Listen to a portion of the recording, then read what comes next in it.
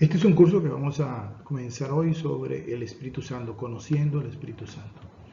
Lo primero que vamos a estudiar es el significado de la palabra neumatología. Se deriva de la palabra griega neuma, que significa espíritu, viento, aliento. Por lo tanto, neumatología es la doctrina del Espíritu Santo. También para referirse al Espíritu se usa en la Biblia la palabra hebrea ruah, que significa soplo. Vamos a ver primero cuáles son los símbolos y títulos que la palabra de Dios da al Espíritu Santo.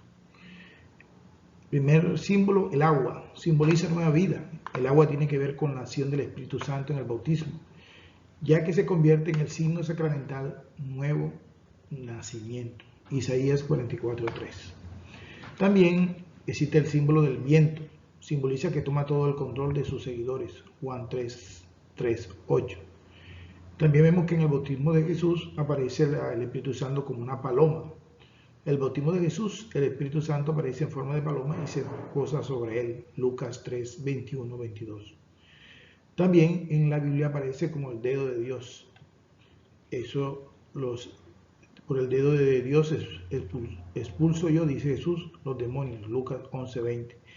El himno Veni Creator invoca al Espíritu Santo como el dedo de la diestra del Padre. Otro símbolo con que de alguna manera se reconoce al Espíritu Santo en la Biblia está el aceite, simboliza el poder de Dios para sanar. Eso está en Santiago 5:4. También se le conoce en la Biblia al Espíritu Santo como el sello, indica el carácter indeleble de la unción del Espíritu en los sacramentos y habla de la consagración del cristiano. Efesios 1:13-30. También está el símbolo de la unción, simboliza la fuerza. La unción con el óleo es sinónimo del Espíritu Santo. En el sacramento de la confirmación se unge al confirmado para prepararlo para ser testigo de Cristo. Hebreos 1:9. También otro símbolo del Espíritu Santo es el fuego, simboliza la energía transformadora de los actos del Espíritu Santo. Mateo 3:11. Ahora vamos a ver cuáles son los nombres del Espíritu Santo en la Biblia. Hay muchos nombres que se le da al Espíritu Santo en la Biblia. Solamente voy a nombrarlo. Al ladito de cada nombre está la cita bíblica que respalda el nombre que se le da de acuerdo a la función.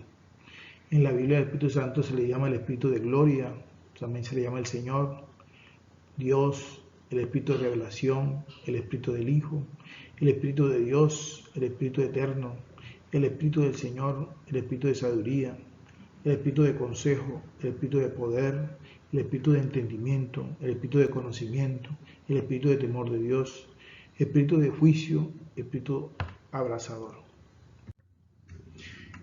También se le llama el Espíritu del Señor, el hálito del Todopoderoso, el Consolador, el Espíritu de la Verdad, el Poder del Altísimo, el Espíritu del Padre, el Espíritu del Buen Espíritu, el Espíritu Santo, el Espíritu Libre, el Espíritu de Profecía, los 7 Espíritus de Dios, el Espíritu de Santidad, el Espíritu de Adopción, el Espíritu de Vida, el Espíritu de Cristo.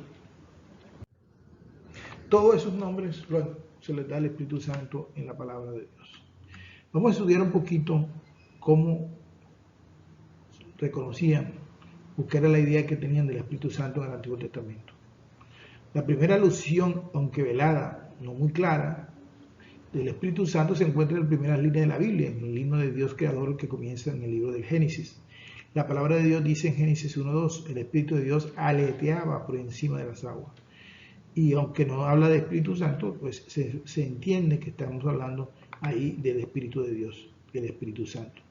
Para decir espíritu se usa aquí la palabra hebrea ruah, que significa soplo, y puede designar tanto el viento como la respiración. Como ya he sabido, este texto pertenece a la así llamada fuente sacerdotal, que se remonta al periodo del destierro en Babilonia, siglo VI a.C., cuando la fe de Israel había llegado explícitamente a la concepción monoteísta de Dios. En este tiempo solamente se creía que Dios es un solo Dios. Y entonces este texto empieza a hablar del Espíritu Santo, pero ellos todavía en ese tiempo no lo entendían como otra persona, sino como parte de Dios, como una fuerza que salía de Dios, como algo que se englaba de Dios, pero no como persona ni como parte de una Trinidad. En ese tiempo la concepción de Dios era monoteísta. Israel empieza a tomar conciencia gracias a la luz de la revelación del poder creador único de Dios. Llegó a instruir que Dios creó el universo con la fuerza de su palabra. Unida a ella aparece el papel del espíritu, cuya percepción se va favorecida por la misma analogía del lenguaje que por su asociación. Vincula la palabra al aliento de los labios. La palabra del Señor hizo el cielo, el aliento, el ruá de su boca, sus ejércitos. Dice el Salmo 33 en el versículo 6. Este aliento vital y vivificante de Dios no se limitó al instante inicial de la creación, sino que sostiene permanentemente y se vivifica todo lo creado, removiéndolo sin cesar. Envía tu aliento y los creas y repueblas la faz de la tierra. Eso significa que en el Salmo 104, versículo 3, ya en ese tiempo los israelitas no solamente pensaban que Dios había creado el mundo con el soplo, con el aliento de vida, sino que ya ellos empezaron a pensar y a creer que el Espíritu de Dios seguía trabajando, seguía vivificando, seguía actuando sobre el mundo creado. La novedad más característica de la revelación bíblica consiste en haber descubierto la historia del campo privilegiado de la acción del Espíritu de Dios. En cerca de 100 pasajes del Antiguo Testamento, el Ruá de Yahvé indica la acción del Espíritu Santo que guía a su pueblo. Ya en el Antiguo Testamento hay muchos pasajes en los que ya el pueblo empieza a entender que existe un Ruá, un soplo de Dios que es el que guía a su pueblo, sobre todo en las grandes encrucijadas de su camino. Así en el periodo de los jueces, Dios envía su espíritu sobre hombres débiles y los transforma en líderes carismáticos, revestidos de energía divina. Así aconteció con la vida de Gedeón, de Jefté y de particular con Sansón, que se encuentra en Jueces 6:34, 11:29, 13:25, 14 y 6:19, del 6 al 19. Con la llegada de la monarquía davídica, esta fuerza divina que hasta entonces se había manifestado de modo imprevisible e intermitente, alcanza cierta estabilidad. Se puede comprobar en la consagración real de David, a propósito del cual dice la Escritura: a partir de entonces vino sobre David el Espíritu de Yahvé, 1 Samuel 16:13. Antes de David, el Espíritu Santo, dice los textos bíblicos, que actuaba sobre las personas, salían de ellos, se alejaban de ellos. Eran instantes para cumplir una misión, los tocaban, se posaban sobre ellos, actuaban y se alejaban. No era permanente la acción del Espíritu sobre la persona. Solo desde la monarquía de David, dice el texto bíblico en su consagración, que a partir de entonces vino sobre David el Espíritu de Yahvé. Entonces, el Espíritu de Yahvé en el Antiguo Testamento, ya en el tiempo de David, empieza a tener un carácter más permanente sobre las personas.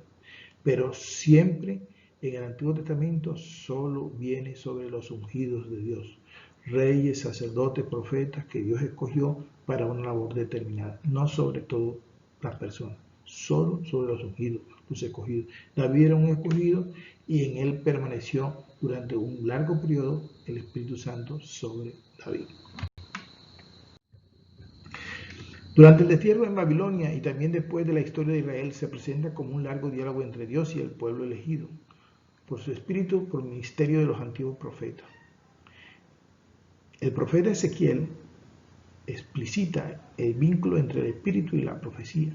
Por ejemplo, cuando dice: el espíritu de Yahvé irrumpió en mí y me dijo, di así, dice Yahvé. Ezequiel 11:5. El profeta Ezequiel empieza a descubrir que hay una relación muy íntima entre el espíritu y la profecía. Entonces empiezan a identificar el Espíritu Santo como el espíritu de la profecía. Ese fue un profeta del Antiguo Testamento. Pero la perspectiva profética indica sobre todo en el futuro el tiempo privilegiado en el que se cumplirán las promesas por obra del Ruá divino. Isaías anuncia el nacimiento de un descendiente sobre el que reposará el Espíritu. de sabiduría, inteligencia, espíritu de consejo, fortaleza, espíritu de ciencia y temor de Dios. Está en Isaías 11, 2, 13. Este texto, como se escribe en la encíclica que nos narra el Papa, es importante para todos los neumatologías del Antiguo Testamento porque constituye como un puente entre el antiguo concepto bíblico de espíritu, entendido ante todo como un aliento carismático, y el espíritu como persona y como don para las personas.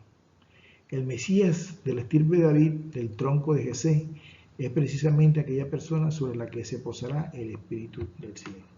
Este texto de Isaías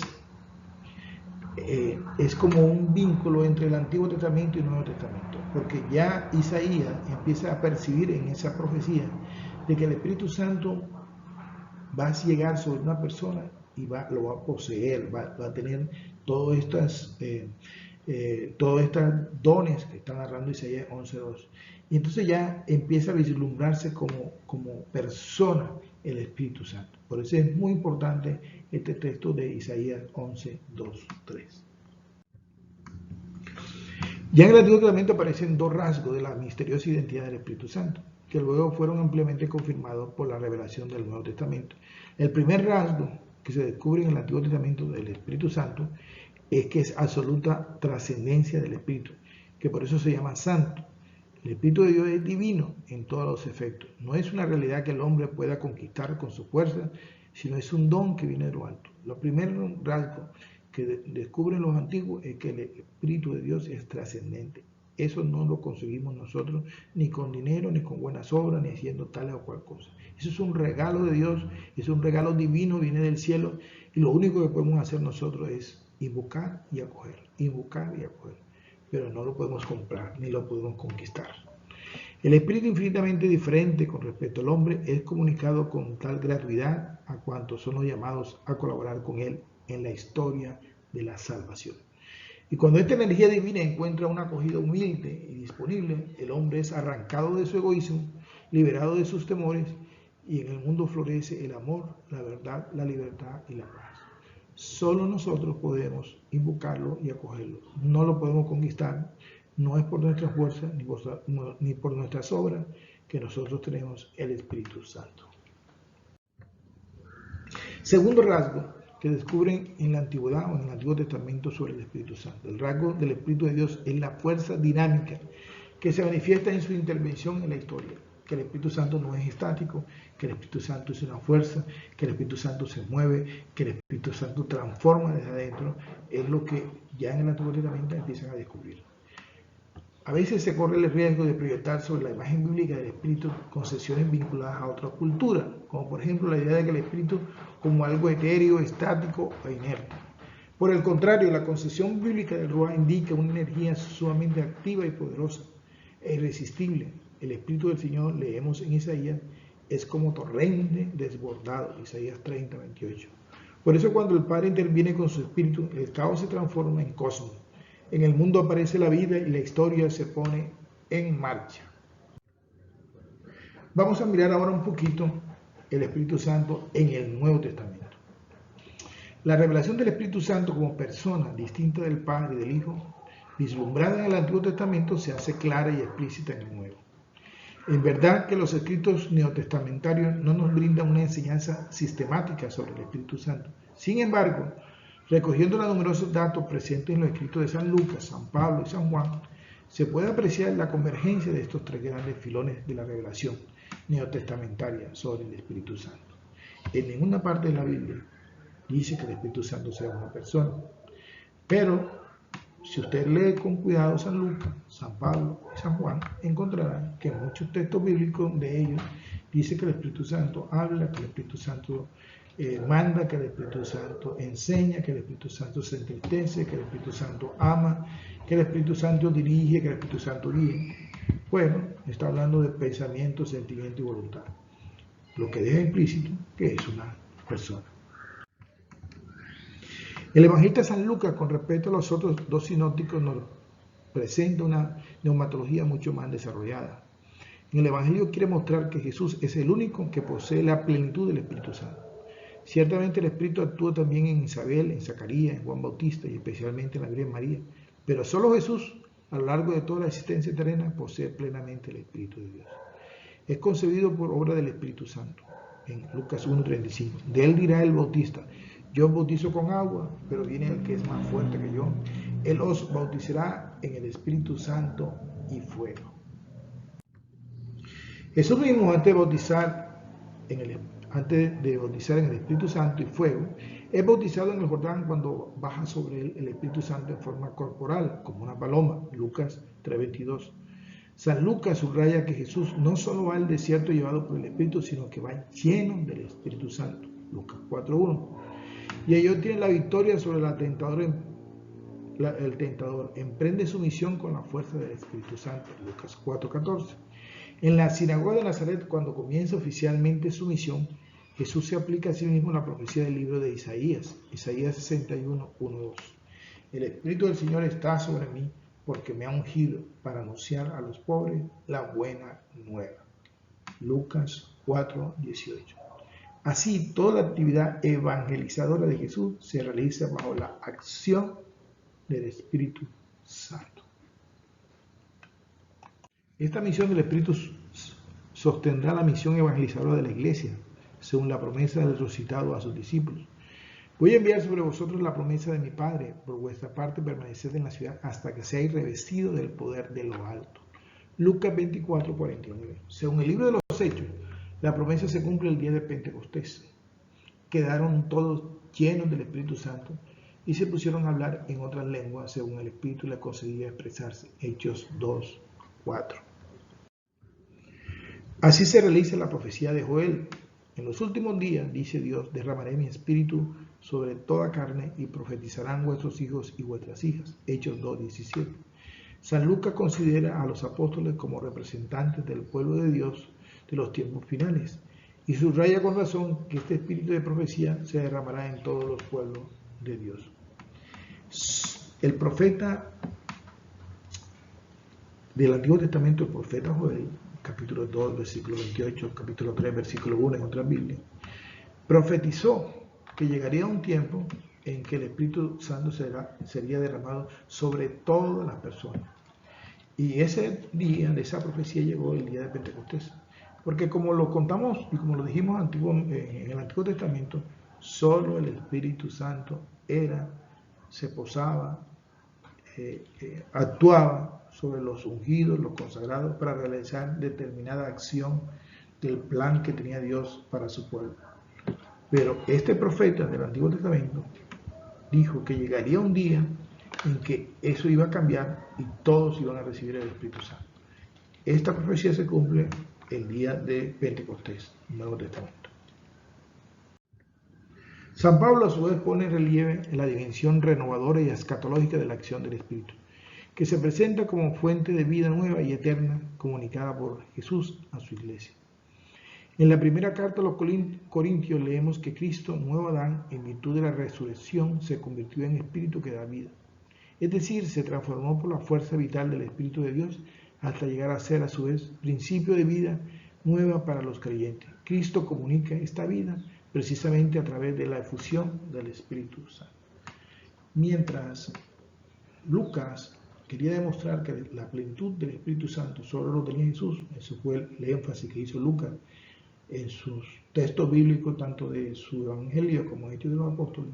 San Pablo quiere hacer más énfasis acerca de la dimensión renovadora y escatológica de la acción del Espíritu Santo.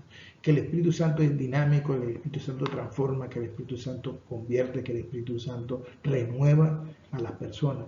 Y que aquí, en este espacio, en el tiempo que estamos viviendo, lo hace parcialmente, pero que luego de nuestra muerte completará su acción en nosotros. Esa es básicamente la doctrina de San Pablo sobre el Espíritu Santo.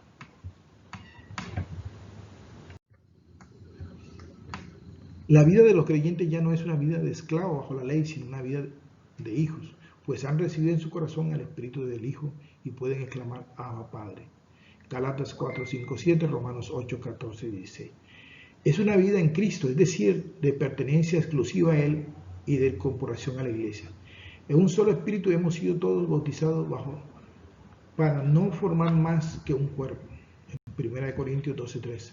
El Espíritu Santo suscita la fe, derrama en los corazones la caridad y guía la oración de los cristianos. Todo eso es lo que San Pablo nos está hablando de la fuerza renovadora del Espíritu Santo en nuestras vidas. El Espíritu Santo, en cuanto principio de un nuevo ser, suscita en el creyente también una nueva dinamismo operativo. Si vivimos según el Espíritu, obremos también según el Espíritu. Gálatas 5:25. Esta nueva vida se contrapone a la de la carne, cuyos deseos no agradan a Dios, y encierran a la persona en la cárcel asfixiante del yo replegado sobre sí mismo. Romanos 8:5-9. En cambio, el cristiano, al abrirse al amor, donado por el Espíritu Santo, puede gustar los frutos del Espíritu, que están en Gálatas 5:10-24. Amor, alegría, paz, paciencia, afabilidad, bondad, fidelidad. Todo esto es la doctrina de San Pablo, que está hablando del Espíritu como algo dinámico, que algo transformador, algo que renueva a las personas desde adentro. Con todo, según San Pablo, ahora solo poseemos una prenda a las primicias del Espíritu. En la resurrección final, el Espíritu completará su obra de arte realizada en los creyentes, en la plena espiritualización del cuerpo, e incluyendo de alguna manera en la salvación del universo entero. En la perspectiva de San Juan, el Espíritu es sobre todo el Espíritu de la verdad, el Paráclito. Para Lucas, la plenitud del Espíritu está en Jesús. Para Pablo, el Espíritu es renovador, transformador. Y aquí en esta vida vivimos la primicia, luego de la muerte vamos a vivir la plenitud de la transformación del Espíritu en nuestras vidas. Y según la perspectiva de San Juan, el Espíritu es sobre todo el Espíritu de la verdad, es el Paráclito, el abogado, el ayudador, el que está siempre para recordarnos todo lo que Jesús ya nos ha enseñado. Entonces, tomando esas tres maneras de ver el Espíritu Santo, según San Lucas, según San Pablo, según San Juan, que nos han enseñado la doctrina del Espíritu Santo según cada uno de ellos, vamos entonces a hacernos la pregunta, entonces, ¿quién es el Espíritu Santo? El Espíritu Santo, como nos dice el Catecismo de la Iglesia Católica, es una de las tres personas de la Santísima Trinidad. Es el Paráclito, palabra griega parakletos, que literalmente significa aquel que es invocado. Es por lo tanto el abogado, el mediador, el defensor, el consolador. Jesús nos presenta el Espíritu Santo diciendo, el Padre os dará otro Paráclito, Juan 14:16. El abogado defensor es aquel que, poniéndose de parte de los que son culpables debido a sus pecados, lo defiende del castigo merecido, lo salva del peligro de perder la vida y la salvación eterna. Esto es lo que ha realizado Cristo, y el Espíritu Santo es llamado el otro Paráclito, porque continúa siendo operante la redención con la que Cristo nos ha liberado del pecado y de la muerte eterna.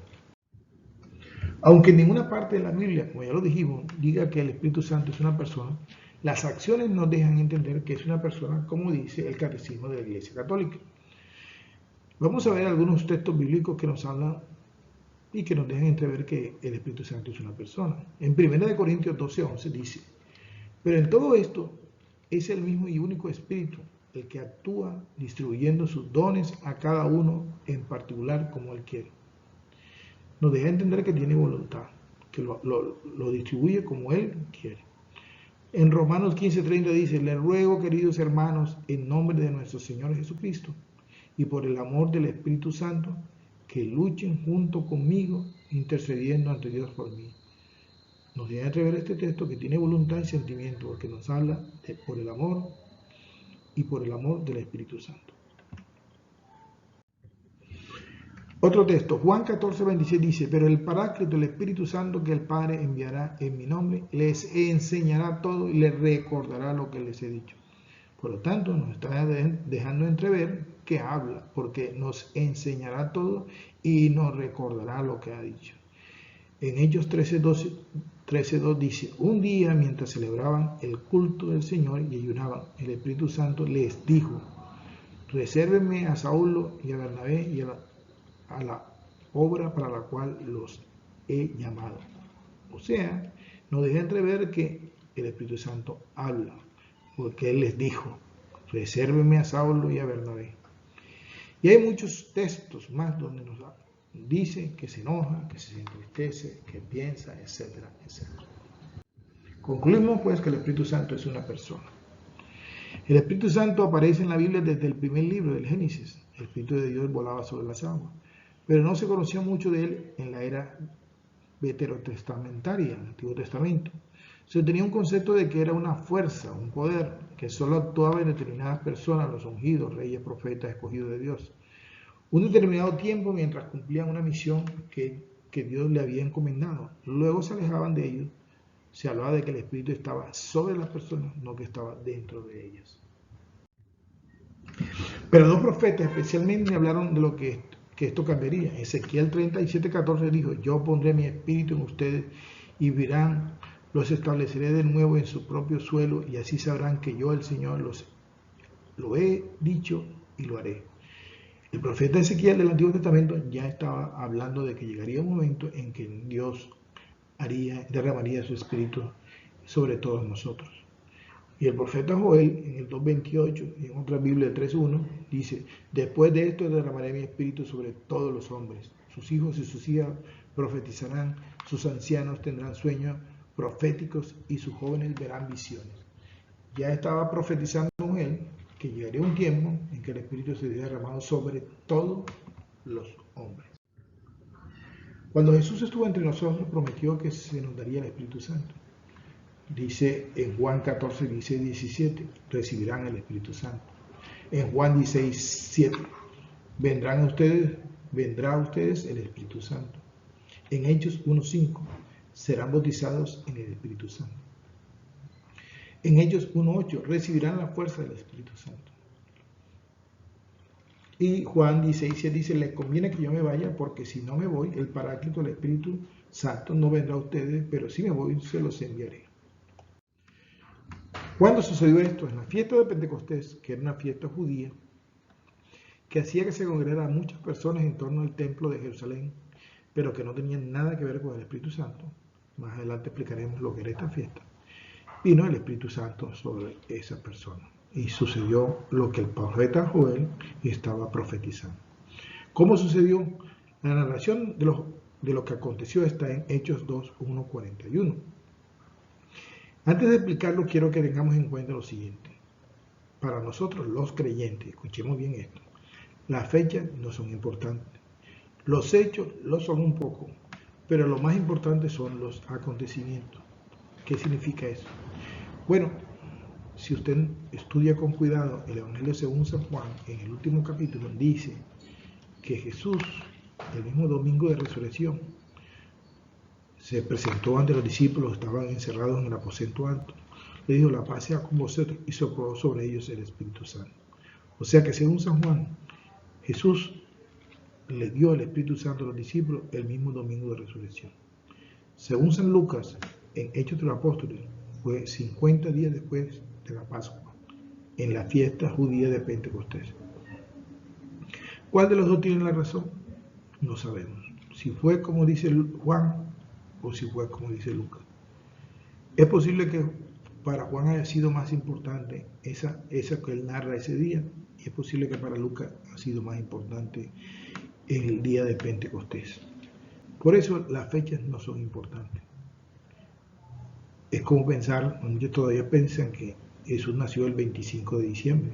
Esa es una fecha que la iglesia puso y escogió 25 de diciembre porque había una fiesta pagana que era la fiesta que adoraban al Rey Sol. Y para contrarrestar esa fecha pagana, la iglesia puso, pero no se tiene una fecha exacta del nacimiento de Jesús entre nosotros. Por lo tanto, las fechas no son tan importantes. Los hechos, ¿cómo sucedieron? ¿Como los narra Juan o como los narra Lucas? Para Juan, Jesús entregó el Espíritu Santo de una manera tranquila, diciéndole: la paz sea con vosotros, y sopló sobre ellos el Espíritu Santo. Para Lucas, hubo fuego, viento y ruido. ¿Cuál de los dos tiene la razón? Los hechos nos pueden ayudar un poco, pero lo más importante son los acontecimientos. El acontecimiento es lo importante. ¿Y qué es el acontecimiento? Es lo que realmente importante es lo que sucedió. Jesús, Dios, es un eterno presente. y Él se hizo presente en ese lugar. Y ese día Dios bajó, entró por los oídos, por la nariz, por la boca de los discípulos y entró a quedarse en el corazón de las personas. Ese fue el acontecimiento. Eso es lo importante. Si hubo ruido, fuego, brisa, no es tan importante. Lo importante es el acontecimiento. Para el evangelista Juan, Jesús sopló el Espíritu Santo el mismo domingo de resurrección, porque el Evangelio de Juan, las fechas no son cronológicas, sino que para Juan es más importante narrar los acontecimientos con un pensamiento teológico, de manera que las futuras generaciones entiendan el mensaje.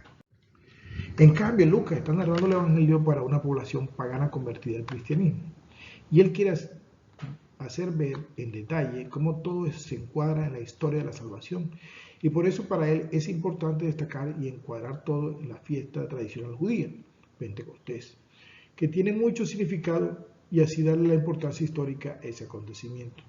No sabemos a ciencia cierta cuál fue la realidad, la fecha, si los hechos fueron como los de narra Lucas o Juan. Es posible que el viento, el ruido y las lenguas de fuego solo hayan sido una manera de narrar Lucas, la teofanía de Dios, la presencia de Dios.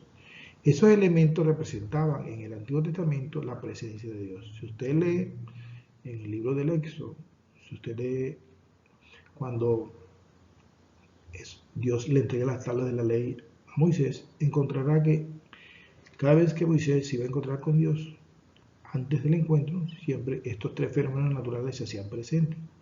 Había ruido, había viento y había fuego. Quizás Lucas, que era un médico, un estudioso, tomó esos elementos del Antiguo Testamento para hacernos entender a nosotros que Dios se hizo presente en aquel lugar. Esos son los hechos. Esos más o menos nos pueden ayudar. Pero lo importante fue que Dios, su espíritu, el espíritu del resucitado, de Jesús resucitado, se derramó abundantemente sobre cada una de las personas que estaban ahí. Y si entendemos como Espíritu Santo el amor del Padre y del Hijo, y del Hijo al Padre, lo que hubo ese día de Pentecostés fue que la plenitud del amor de Dios, Padre e Hijo, fue derramado abundantemente sobre cada una de las personas que estaban ahí. Y lo que recibieron ellos fue una sobreabundancia del amor de Dios. Y el amor echa fuera el temor. Por eso, Pedro y todos los demás salieron llenos de esa presencia y sin miedo a predicar el Evangelio. Pero hemos aprendido que las fechas no son importantes, los hechos lo son un poco, lo importante son los acontecimientos. Entonces, ¿qué fue realmente lo que pasó? Lo que realmente pasó ese día, el acontecimiento importante fue que ese día Dios vino a vivir en el corazón del hombre. El Espíritu Santo se les metió por los oídos, por la nariz, por la boca, esos creyentes que se encontraban junto con María en el aposento alto y se alojó en sus corazones.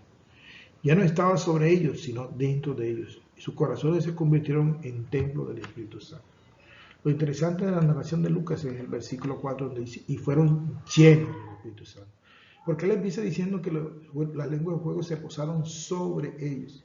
Pero luego en el siguiente versículo dice, y fueron llenos, que no solamente se quedaron sobre, sino que entraron y los llenaron del Espíritu Santo.